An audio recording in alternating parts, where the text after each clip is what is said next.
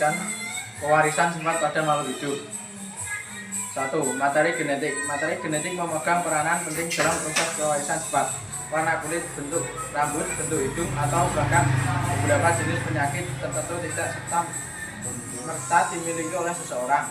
Setiap ciri atau sifat yang ada pada setiap orang adalah warisan dari orang tua yang diwariskan melalui materi genetik.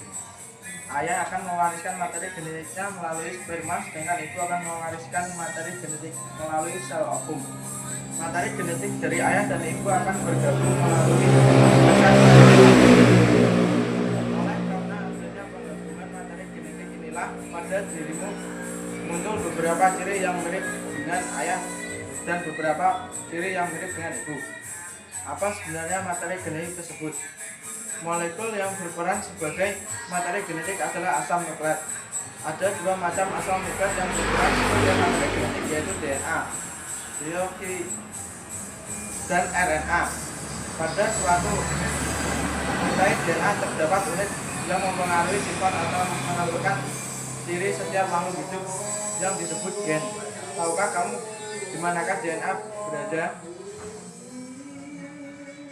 DNA terletak di dalam sel. Namun ada pula DNA yang tidak terdapat di dalam inti sel. DNA merupakan rangkaian yang sangat panjang. DNA menjadi pada protein yang disebut protein stok. Seluruh untai DNA disebut dikenal dengan kromosom. Pada saat sel akan membelah, kromosom membentuk sehingga lebih mudah diamati. Oleh karena itu, kita dapat melihat struktur kromosom pada saat sel akan membelah.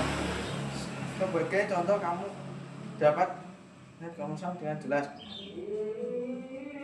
2. Struktur DNA dan RNA.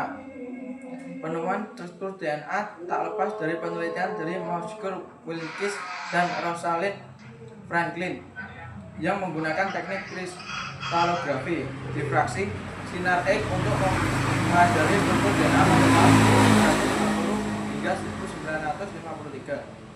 Berdasar penelitian Rosalind Franklin, pada tahun 1953, Francis Crick dan James Watson mengemukakan bahwa DNA memiliki struktur seperti suatu untai ganda yang membentuk heliks atau bentuk lir. Asam melekat baik DNA maupun RNA terdiri dari sebuah nukleotida. Masing-masing nukleotida tersusun atas gugus fosfat, gula, dan basa nitrogen. Pada DNA gulanya berupa gula deoksiribosa, sedangkan pada RNA gulanya adalah gula ribosa. Nukleotida ini dapat dibagi menjadi struktur yang lebih kecil disebut nukleosida. Satu unit nukleosida tersusun atas gula dan basa nitrogen tanpa gugus fosfat.